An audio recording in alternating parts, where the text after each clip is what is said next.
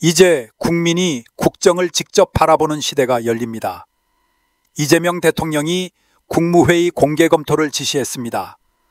국무회의는 헌법상 가장 중요한 회의입니다.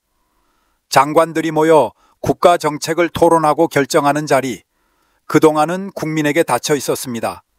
하지만 이재명 대통령은 물었습니다. 왜 국민이 못 보나?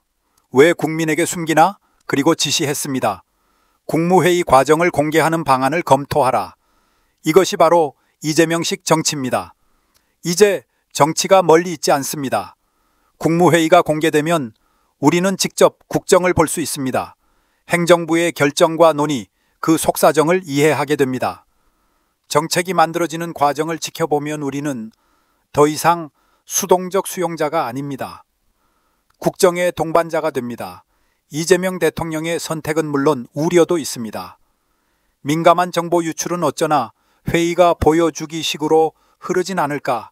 하지만 그 걱정도 국민과 함께하면 이겨낼 수 있습니다. 우리는 정치의 무대를 처음부터 끝까지 볼 수 있어야 합니다. 그럴 때 정치인은 더 책임감 있게 행동하게 됩니다. 정치는 국민 앞에 설 때 강해지고 행정은 국민과 함께할 때 뿌리 내립니다. 이재명 대통령의 열린 국무회의 그 시작을 국민의 한 사람으로서 진심으로 응원합니다. 우리는 이제 국정의 관객이 아니라 참여자입니다. 이재명 대통령이 국무회의를 공개하는 걸 검토하라고 지시했습니다. 그동안은 정부가 정책을 결정하고 그 결과만 설명하는 시기였는데 앞으로는 어떤 과정을 거쳐 이런 정책이 나왔는지까지 공개하자는 겁니다. 이 대통령이 직접 장관들에게 공개하지 못할 이유가 있느냐고도 물었다는데 유선희 기자가 보도합니다.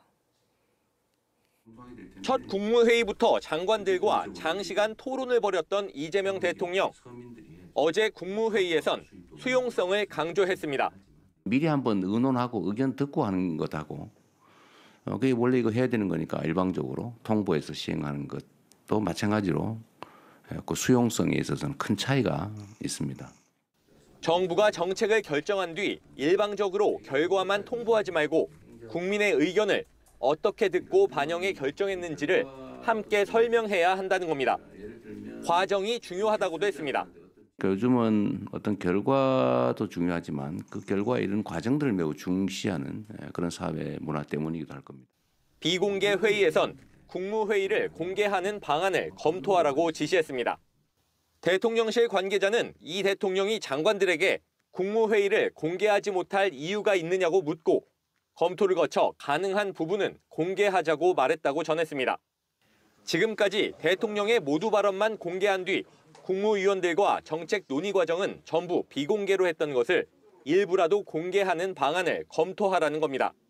정부가 어떤 과정을 거쳐 정책을 결정했는지 공개하는 게 국민과 소통을 강화할 거라는 판단이 깔렸다는 해석이 나옵니다. 이에 따라 대통령실과 행정안전부 등 관련 부서가 곧바로 공개 방안 검토에 들어간 것으로 알려졌습니다.